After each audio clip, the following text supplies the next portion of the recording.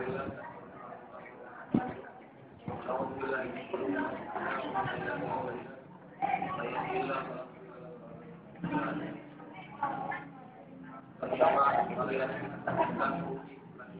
kehadirat Allah Subhanahu wa taala yang telah memberikan kita berbagai macam nikmat yang salah satunya adalah kemuliaan kita seperti ini dan bersyukur. Kalau salah lalu kita sebutkan kepada Nabi kita Muhammad Sallallahu Alaihi Wasallam yang telah membimbing kita dari jalan yang terang benderang dari dalam ini telah kita menjadi jalan yang terang. Teman-teman yang saya hormati, Ibu Dr. Anda, ini dosen MPT selaku dari dan juga teman-teman yang saya ceritakan dan saya bawakan. Di sini saya akan berpidato yang bertemakan narkoba. Kita semua tentu sudah mengetahui apa itu narkoba. Narkoba adalah zat adiktif, psikotropika dan lain-lain. Salah satu contoh psikotropika yang paling banyak digunakan dan paling sering beredar adalah ekstasi. Dan sabu-sabu merupakan bagian dari ekstasi yang populer di kalangan pengguna menengah ke atas. Kalau kita sudah sering melihat cerita atau berbagai macam media, banyak artis atau tokoh-tokoh orang besar yang terkenal itu memakainya sabu-sabu. Berbeda dengan kalangan pengguna kelas menengah ke bawah. Mereka biasa menggunakan jenis ekstasi yang kualitasnya lebih rendah, yaitu tau. Hal inilah yang menyebabkan harga murahnya tau dan gampang beredarnya tau yang menyebabkan beredarnya barang ini sudah dicampur ke berbagai daerah, tidak hanya di kota-kota besar yang menjadi sumber tren atau sumber daya hidup, tapi juga sudah masuk ke kampung-kampung atau desa. Banyak pemuda yang telah menggunakan tau atau berbagai macam zat narkoba lainnya. Tercatat kita 4 juta orang di Indonesia adalah pengguna atau setidaknya pernah mencicipi narkoba. Dan sekitar 1 dari 50 orang di Indonesia, sekitar 1 dari 50 orang. Sedangkan di ibu kota Jakarta ini terdapat 3 dari 10 orang. Itu kalau saya ambil contoh, setahu saya yang saya tahu dari itu. Jadi ambil contoh yang paling mudah saja, ganja.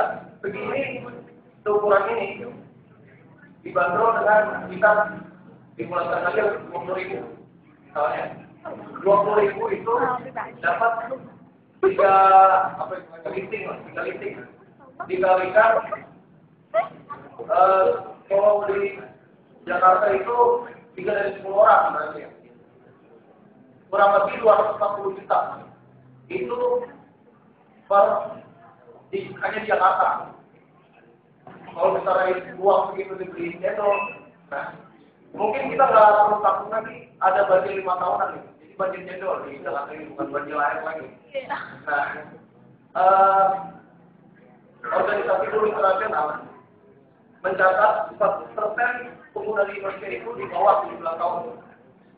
Dari data tersebut kita bisa mungkin kita dalam hati kita masing-masing mirip sekali angka yang luar biasa. Bangsa di bawah 17 tahun itu bukan hanya pemakai, tapi juga terlibat dalam perdagangan melakukan korupsi. Dari umur 13 sampai 15 tahun itu sudah terlibat. Ketua BKKBN mencatat pengguna narkoba di Indonesia 7.000 orang adalah siswa SMP. Lebih dari 10.000 orang siswa SMO dan 800 orang siswa SD. Itu angka yang sangat luar biasa. Bagaimana mungkin siswa SD yang ini itu aja masih nanya, gitu. Apa-apa masih nanya. Ini apa sih, itu apa sih? Tapi sudah memakai narkoba. Itu sangat miris sekali. Bagaimana caranya narkoba bisa masuk ke sekolah-sekolah bahkan sampai tingkat SD? Tadi seperti yang sudah teman saya sebelumnya jelaskan, pertama-tama itu mereka membagikan secara gratis.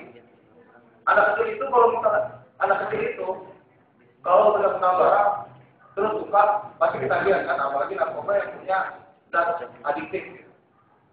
Jadi pertama dibagikan gratis. Ntar datang lagi baru disuruh bayar. Kalau misalnya remaja, pertama-tama masuk uang jajan.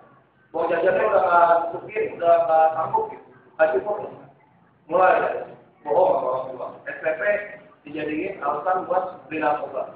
Barang-barang di rumah udah mulai pada hilang gitu. Itu pasti karena pengaruh zat narkoba ini. Zat narkoba ini. Nah, bagaimana caranya untuk menanggulangi hal seperti ini?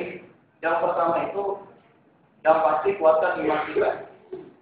Agama itu, agama manapun, saya yakin tidak mengajarkan pengaruhnya untuk mengkonsumsi narkoba.